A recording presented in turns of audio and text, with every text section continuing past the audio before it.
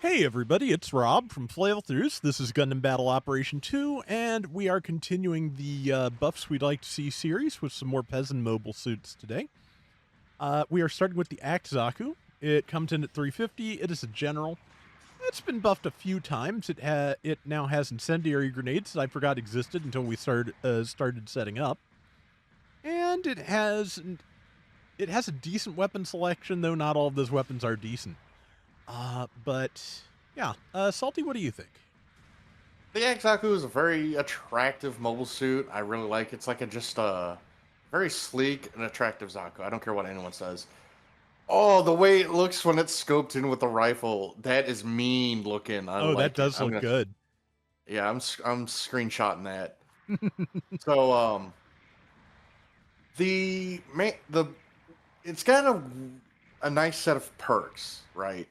The problem is that it's actually relatively squishy. At 500 though, it has really good firing correction and really good melee at 41 and 43 respectively. So this thing can mete out the damage in both CQC and uh, ranged. With the machine gun, I'm pretty sure that thing is high. You can shoot me, it's fine.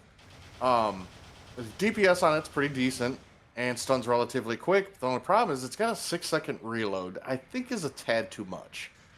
Um, I feel like they should drop that down to at least 4.5 seconds to 5 seconds. 6 seconds is just too much. So, the flame grenade is a bit of an odd duck.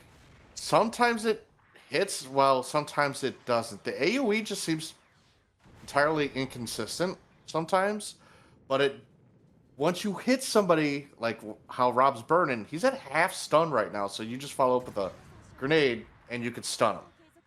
And it does tick for 10 times that 150 damage. So that is how much? That's 1500. yeah, 1500. My brain's not working. I did a 10-hour today. Yeah. um, but like the grenade's just very inconsistent. Sometimes it has the same range as the standard explosive grenade, and at times it doesn't. It's very weird. So I don't know if it's like just a weird coding error or it's just maybe the wind in this game affects it somehow, but I don't know. Who knows? The grenade just seems very iffy. Uh so I brought with me is the worst, probably one of the worst beam rifles in the game. It's the Act Zaku beam rifle, has a heat rate of 90%. It does instant stun, as you can see. And it's barely breaking over 2,000 damage at 500, which is, I think it's 2020 at 500, which is insanely low.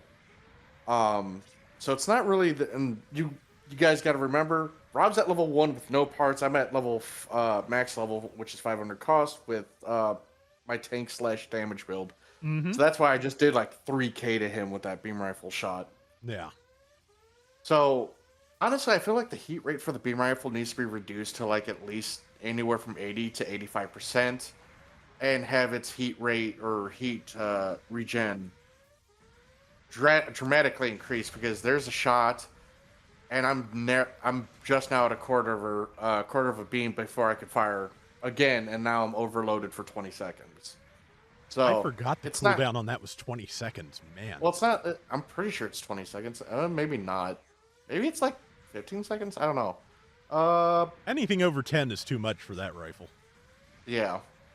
So, one another thing I kind of like the ideas. One, it should get a Gelgug shield. This thing mounts shields, and it can run both a Gelgug and a Gabaldi shield. I don't see why not. Why it can't have one. I honestly would have given it one for just gameplay purposes because it is a squishy suit. It should have a shield. And my brain just stopped working. A secondary melee weapon would be, I think, a nice addition, and I would give it a single heat hawk version of the Act Zaku Commander's heat hawk, so that way it can do the double melee and then just continuously bounce back and forth in melee if it has to. I mean, I wouldn't say that's a bad idea if you want to keep the suit being squishy, Yeah. so that way it can keep up pressure. But this beam rifle needs changing so bad. What do you think, Rob? I think you're right. I think we were trying to remember if the Act Zaku was shown burst firing the beam rifle in Zeta Gundam. Could not find the episode it's in offhand and didn't want to sit here for hours trying. But it probably should have a burst fire mode because it's basically the Zaku and Marasai beam rifle again. So I don't see why there's any particular reason it should not be able to do burst fire. Of course, in the game at present, the Marasai can't either, but it should be able to as well. Beyond that, I think we talked about in the last episode about magnet coating being a skill. The Act Zaku does not need it as badly as what we were talking about with on the last go round, but it could definitely benefit from it. I feel like though its movement speed and turn speed are pretty good for what it is. I don't know. Do you feel like it should have forced injectors, or would that be too much? I feel like honestly, if it's late war, 1 year war, most mobile suits should have forced injectors. Yeah. I kind of see the rationale for why they didn't give it that, just because, as you can see, it does not have a lot of verniers. Like, all the thrust comes from the backpack, but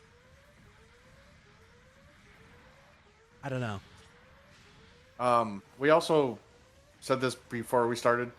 Rob's also surprised none of the only suit that has space affinity is the Peasant Doge. Yeah. None of them, no other suit in the Peasant series has it.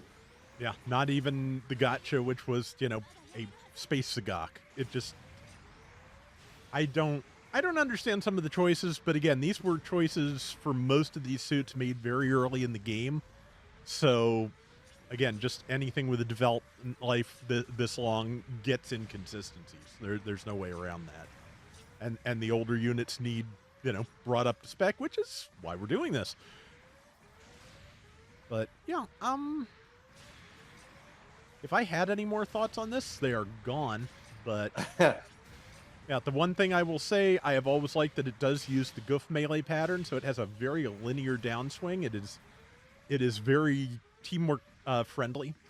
You can get around your allies pretty well, and pinpoint your attack so that you are not hitting them. Oh, you ran! Oh no, I feel bad. Oh, it's no. Fine. It does not matter. Oh. Now I feel like not a nice person. The only sad thing is we won't get to see the draw animation for this one. Yeah, I'm sorry, chat. Another idea was to up its dodge roll. Even if I feel like at least level 3 it should start getting double dodge. Yeah. Again, it's a squishy mobile suit. I feel like as suits level up, their pre-existing perks should level up with them, and they should get more skills. How they did in GBO1, but they seem to be very cautious of doing that in this game for whatever reason. Yeah. So, I forget what other I was gonna say. I don't know. I'm kind of brain dead. Yeah, same here. I slept weird, and you just worked a 10-hour shift. So yeah, this one's gonna be a little loose, I think. And we are following up with the Act Zaku Commander type, which is specifically Mallet Sanguine's mobile suit. It is a raid with overboost forced injectors and double heat axes, which can be really devastating.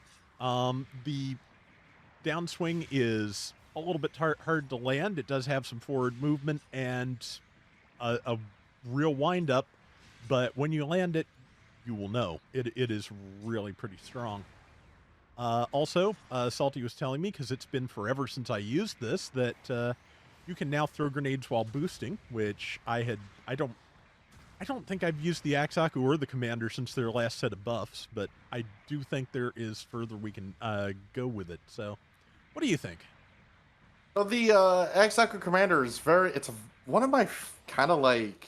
It's one of those raids or that's essentially a raid where you're either going to do extraordinarily well with it, or you're just going to be food.